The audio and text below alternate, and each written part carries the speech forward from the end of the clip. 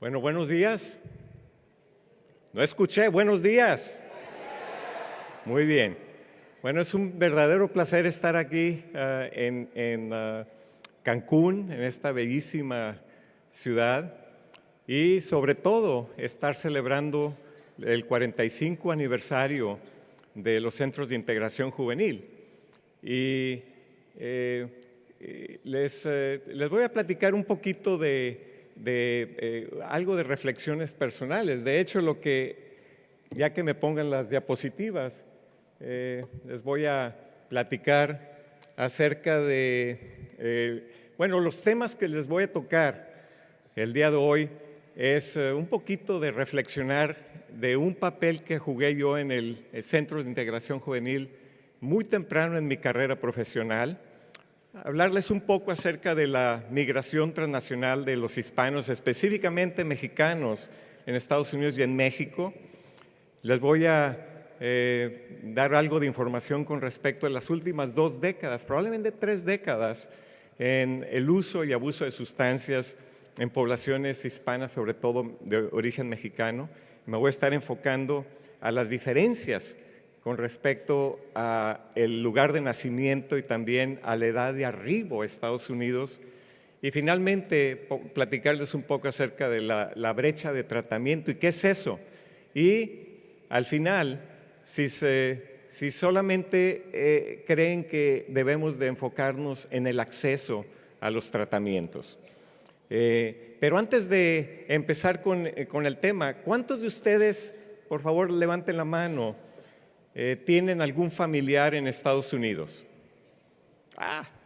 Me gustaría que se vieran.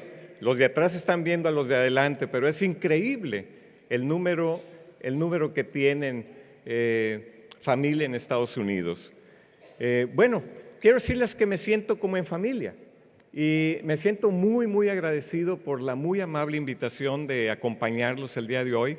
En especial quiero darte las gracias al doctor Ricardo Sánchez Huesca, que somos compañeros por décadas.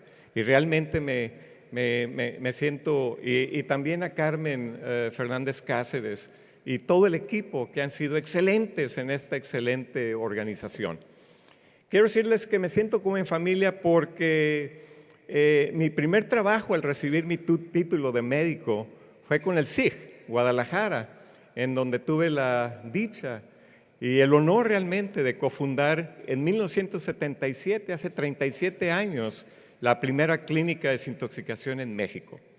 La llamamos en ese entonces la Unidad Phoenix y teníamos 12 camas en Chapalita, enfrente del el Hospital Santa María Chapalita, y fue una experiencia única. De hecho, lo que les quiero también compartir es que esta experiencia fue muy formativa para mí y marcó muy positivamente mi vida y realmente me guió y trazó la ruta profesional que he seguido hasta ahora. Y tengo, después de 4 años de estar en centros de integración juvenil, me fui a Estados Unidos por la necesidad que sentí de 3 cosas. Una es entrenarme como investigador, porque era increíble la riqueza de los datos que estábamos recolectando y tratar de sistematizarlos y poder diseminarlos. Segundo, entrenarme en el inicio y evaluación de programas como ese que teníamos en centros de integración juvenil. Y la tercera, tremenda necesidad de entrenarme formalmente como terapeuta familiar. Si recorren 6 años después, logré eso. Luego me regresé a México por 3 años, luego me regresé a California y tengo en California casi 25 años con mi esposa y mis 4 hijos, 3 de los cuales nacieron en Guadalajara, precisamente. Entonces tengo raíces muy, muy, muy fuertes en centros de integración y es realmente como estar en familia. Así es que el día de ayer, el día de hoy, ha sido un reencuentro y realmente de corazón los felicito, sobre todo a los voluntarios, que tienen un cuerpo de voluntarios que no me ha tocado verlo en ninguna otra parte del mundo. Felicidades por eso.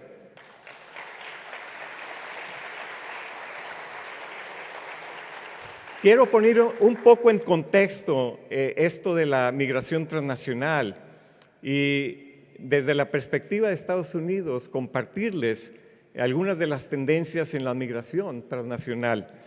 Y ahí les estoy remarcando cómo ha ocurrido los que han nacido fuera de Estados Unidos, como yo. Nací en México, yo soy de un pueblo de Sinaloa, Guamúchil, Sinaloa, y sé que hay un grupo de Sinaloa aquí. Y entonces estos datos que les estoy presentando son aquellos que nacieron fuera de Estados Unidos, y hay un grupo de Europa, por ejemplo, y esto es desde mediados del siglo XIX hasta el 2004. Luego tienen los que nacieron en Asia y tienen aquí los que nacieron en América Latina. Y quiero enmarcar, para el 2004 había casi 19 millones de gente que se emigró de sus respectivos países en América Latina a Estados Unidos. Y esto es más o menos lo que para el 2009 demográficamente se estaba representando en Estados Unidos. Como ven en el lado derecho, más o menos como un poco más del 10% de la población de Estados Unidos son nacidos en el extranjero, como yo, y como mis 3 hijos y mi esposa. Y en el lado derecho, lo que ven es que el país que más aporta en la población de habitantes que proceden del extranjero es México. Y eso sobre todo ocurre en California, en Texas y en los estados fronterizos. Entonces, nada más para enfocarles un poquito en lo que está pasando en California, estos son datos del censo del 2010. En California, una población de casi 40 millones de habitantes, de hecho 40 millones, y ¿saben qué? La población mayoritaria actualmente en California son hispanos, de los cuales el 81% somos de origen mexicano. Es increíble cómo está sucediendo. Los Ángeles es la ciudad más grande, la segunda ciudad más grande de México. Y ustedes que han estado probablemente ahí se darán cuenta por qué. El idioma por todos lados, los anuncios en español por todos lados. Pero en California, más o menos el 81-82% de los californianos somos de origen mexicano también. Entonces, ¿por qué estudiar la migración y la salud mental? Bueno, hay varias razones. Una es que los procesos migratorios contribuyen a las disparidades en cómo se presentan los trastornos mentales y el abuso de sustancias, sobre todo en el acceso al tratamiento, que voy a hacer un poco de hincapié acerca de esto. Segundo es que la migración tiene efectos transnacionales en la salud poblacional. ¿De qué manera vive la población cuando tiene acceso o no tiene acceso, que es lo más común, a los servicios de salud, y también tener acceso a la educación o no tener acceso a la educación? Que eso tiene un impacto directo en qué tan saludables son, y un impacto directo en la productividad, un impacto directo en la prosperidad económica y en la prosperidad de la familia, que es la razón principal por la cual pasan tantos retos, tantos desafíos las familias que toman la decisión de emigrar, en este caso Estados Unidos, sacrificando muchísimo y poniendo en riesgo su vida, y muchos de ellos perdiendo la vida en efecto. Tercero es que representa una oportunidad desde el punto de vista de investigación de separar las influencias genéticas y del entorno sobre los trastornos mentales y el abuso de sustancias. Es importantísimo determinar cuando alguien sufre de una dependencia al alcohol o dependencia a drogas o las dos. ¿Cuáles son los factores que contribuyen a esta dependencia? Y tenemos que clarificar eso más, porque eso nos va a llevar a mejores intervenciones. Voy a platicarles de algunos estudios. Estos son los estudios epidemiológicos poblacionales de salud mental y adicciones en los hispanos en Estados Unidos, y todos ellos incluyen poblaciones mexicanas, de origen mexicano. Desde los 80s, a finales de los 80s, en el 87 se hizo el primer estudio poblacional en Estados Unidos, Y en Los Ángeles hubo una población mexicana importante que fue incluida por primera vez, ¿no?, en estos estudios epidemiológicos de salud mental. Luego, en los años 2000, también algunos estudios poblacionales, algunos de ellos muy grandes en cuanto a la muestra, y estudios hermanos o hermanas que se han hecho aquí en la Ciudad de en México, como la Encuesta Nacional de Comorbilidad de México, que la doctora Marielena Medina Mora, que es conocida de ustedes, ella realizó junto con su equipo. Les voy a platicar primero un estudio que yo realicé en el Valle Central, en California, junto con varios colegas, incluyendo a Bill Vega, que ahora está en la Universidad del Sur de California, y le llamamos, como lo ven ahí, el Mexican American Prevalence and Services Survey.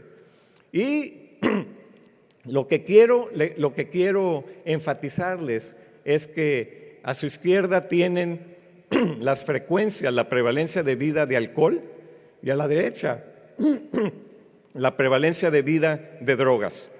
Y tuvimos tanta fortuna cuando hicimos este estudio que básicamente usamos el mismo instrumento y la misma metodología para comparar los datos con México del estudio que la doctora Marielena Medina Mora realizó. Y ahí tienen en rojo los migrantes que arribaron a Estados Unidos provenientes de México, de menos de 12 años de edad o de 12 o menos, y en azul tienen los migrantes de 13 años o más, y en anaranjado tienen a los ya nacidos en Estados Unidos, y luego al final en verde tienen los hispanos de un estudio nacional que se hizo en Estados Unidos, pero únicamente en inglés, no se hizo en español. Entonces es buenísimo para comparar. Esta barra que ven ahí, las dos barras que están en amarillo, es las frecuencias, las prevalencias aquí en México, de acuerdo al estudio que hizo la doctora Medina Mora. Fíjense, esto es lo que nosotros hicimos en el Valle Central con personas de origen mexicano, todas ellas. Entonces, las frecuencias tienden a ser muy similares, tanto en cuanto a abuso y dependencia de alcohol, como al abuso y dependencia de drogas. Ahora, estos son los hispanos que han permanecido, estos son los de origen mexicano que han permanecido en California, en este caso, por 13 años o más. No en la edad de arriba, es el número de años que permanecieron en Estados Unidos cuando los entrevistamos.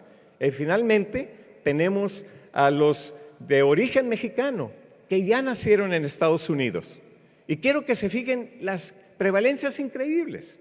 Hay tremendas diferencias, de 2-1 en cuanto al abuso o dependencia de sustancias, aquellos de origen mexicano que ya nacieron en Estados Unidos con estas frecuencias tan altas. Y estas las frecuencias de los hispanos en todo Estados Unidos que se entrevistaron en inglés.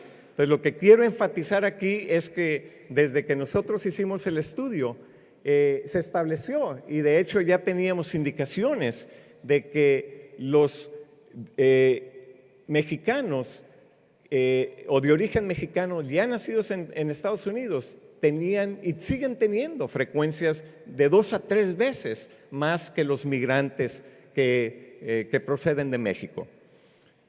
Entonces, una de las preguntas es, por cierto, cuando nosotros publicamos nuestro primer artículo a finales de los 90s, hubo un caricaturista que se dio cuenta de los hallazgos que publicamos y nos mandaron esta caricatura.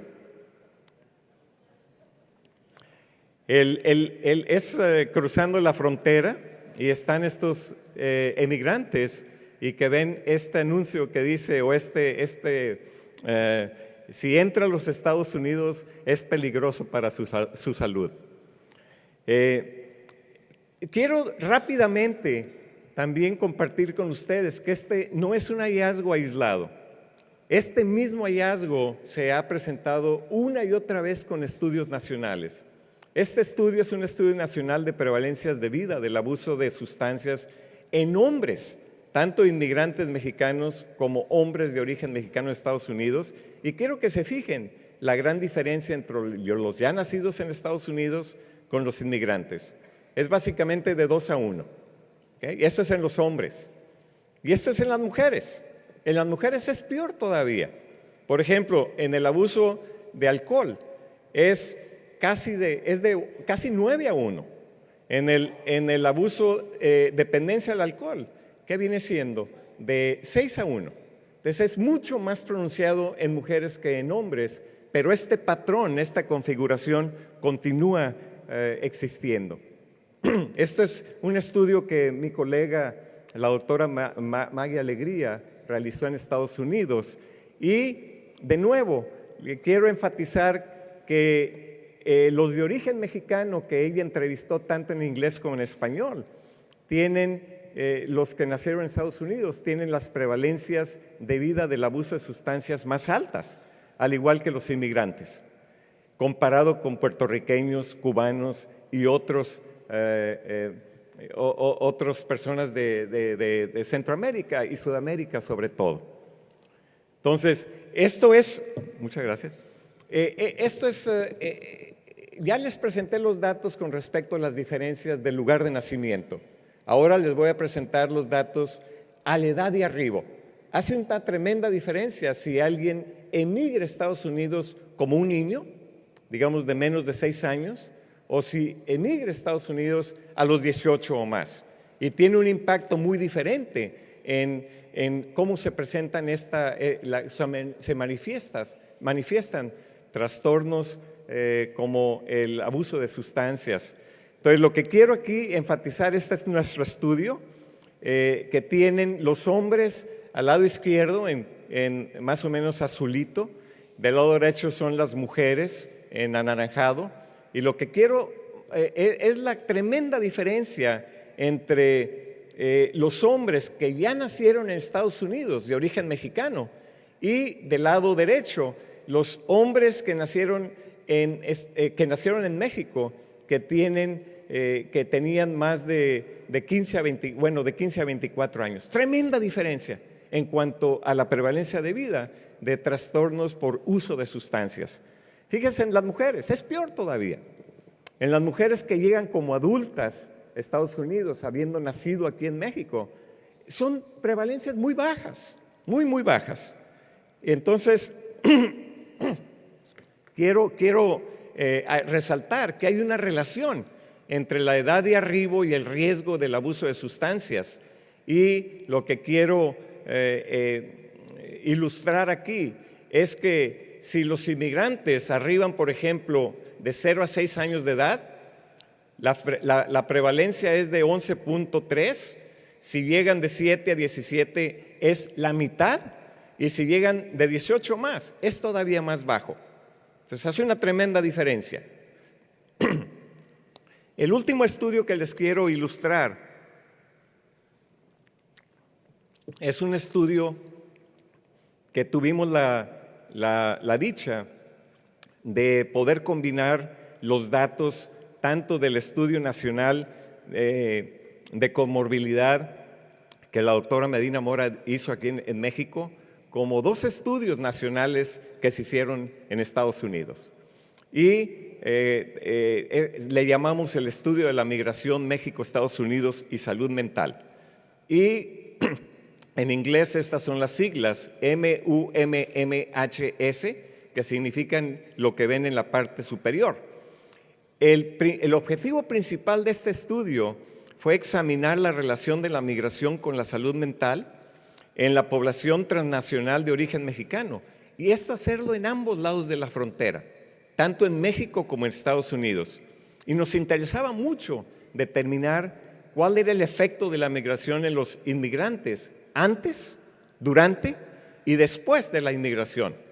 Y entrevistar a aquellos que se regresaron a México después de haber vivido en Estados Unidos, cosa que no se había hecho anteriormente.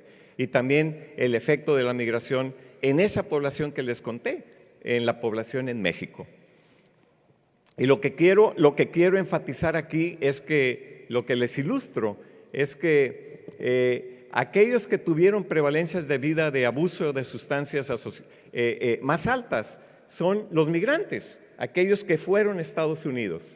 Segundo, son los miembros de la familia que tienen familiares que son migrantes.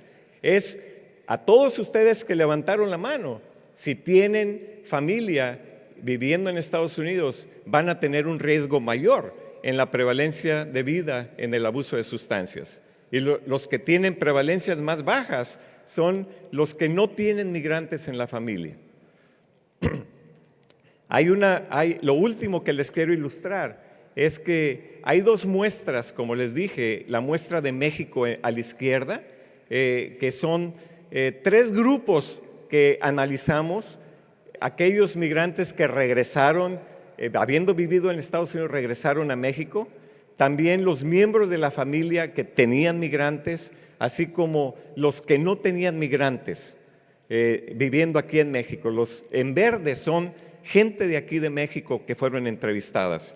Los del lado de la derecha son los mexicanos migrantes que tenían 13 años cuando arribaron a Estados Unidos, 13 años o 13 años o más, o 12 años o menos. Y también los que ya nacieron en Estados Unidos y los padres eran de México o bien los padres ya habían nacido en Estados Unidos. Entonces tenemos 7 grupos que comparar, que esto no lo habíamos hecho anteriormente. Y lo que encontramos es lo siguiente, no lo van a poder ver desde lejos, pero lo que quiero ilustrar es que los que tuvieron prevalencias más altas, tanto de alcohol y drogas, alcohol y como drogas, son aquellos que habiendo vivido en Estados Unidos, se regresaron a México y tenían ya la experiencia en Estados Unidos de haber utilizado drogas. O bien los ya nacidos en Estados Unidos, cuyos padres había un padre que había nacido en México, o bien los padres ya habían nacido en Estados Unidos. Espero que esto les dé una idea de cómo se está perfilando este tipo de información y el impacto tan importante que tiene la migración en la salud mental y en el uso de sustancias. Para concluir, los mexicanos que migran a los Estados Unidos tienen por lo general buena salud física y mental. Es algo de lo que debemos estar muy orgullosos. Hay factores protectores en nuestro grupo, en nuestras poblaciones, que cuando viajan a Estados Unidos les permite mantenerse saludables. Y tenemos que reforzar esos factores protectores y también reconocer los factores de riesgo, que ya tenemos una buena idea. Los mexicanos nacidos en Estados Unidos, los de segunda y tercera generación, tienen un mayor riesgo de desarrollar trastornos mentales, sobre todo farmacodependencia, que los inmigrantes de primera generación. Mientras más tiempo viven los inmigrantes en Estados Unidos, mayor es el riesgo de desarrollar trastornos mentales, sobre todo por abuso de sustancias. Los factores protectores de la cultura mexicana se disminuyen con la estancia prolongada en Estados Unidos. Nosotros comprobamos que esto ocurre más o menos a los 13 años. Toma 13 años como para que estos factores protectores empiecen a no tener el efecto. Dado que 1 de cada 2 niños actualmente nacidos en Estados Unidos de origen latino y aproximadamente el 65% de origen mexicano, nuestra población mexicana que vive en Estados Unidos tiene un alto riesgo de desarrollar trastornos mentales, sobre todo por abuso de sustancias. Finalmente, el proceso migratorio está relacionado con un aumento en el abuso de drogas. Los mexicanos que migran a Estados Unidos aumentan el abuso de drogas, mientras que los ya nacidos en Estados Unidos de origen mexicano aún no muestran un mayor riesgo. Pero para el consumo de alcohol es diferente. La migración no muestra este efecto en la población de migrantes recientes, pero lo existe en los de la segunda generación y tercera generación también.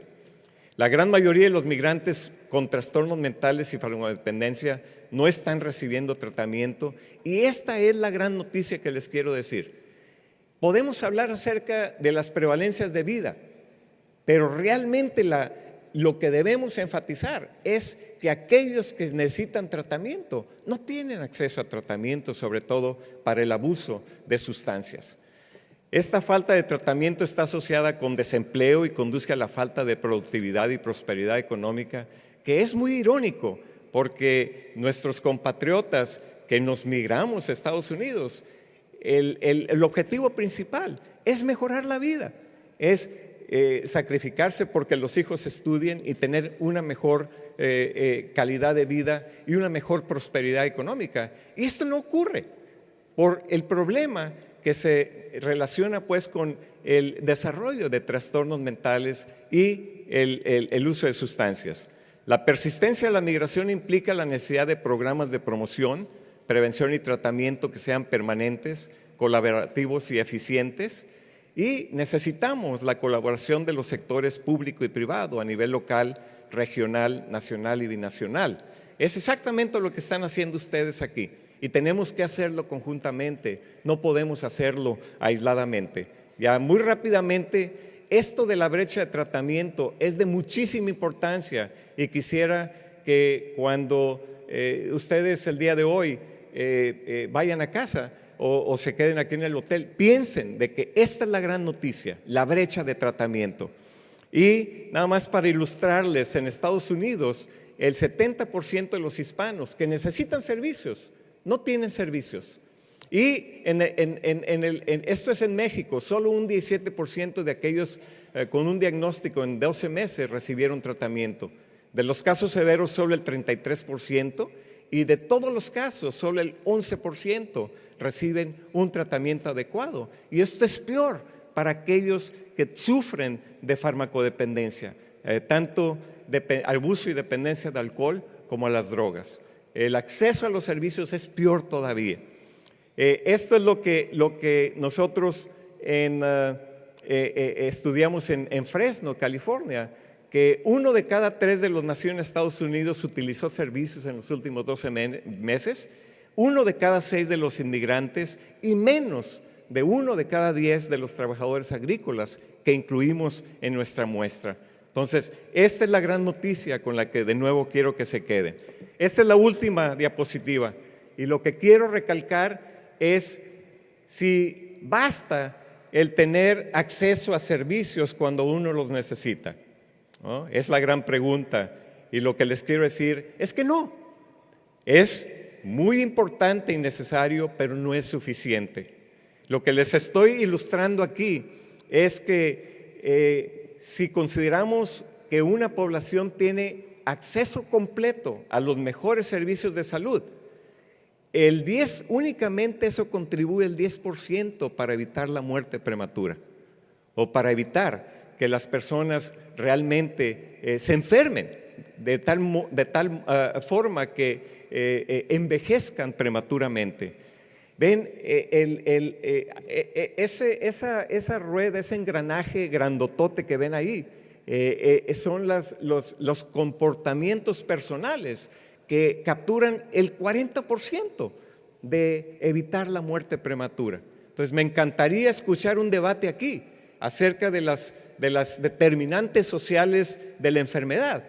La pobreza siendo una de ellas, la inseguridad, por ejemplo, en los barrios donde viven, la violencia que experimentan, todos estos factores tienen un impacto más fuerte en si van a vivir o van a morir que el tener el mejor acceso a los servicios de salud. Aquí termino y les agradezco muchísimo de nuevo. Es un placer.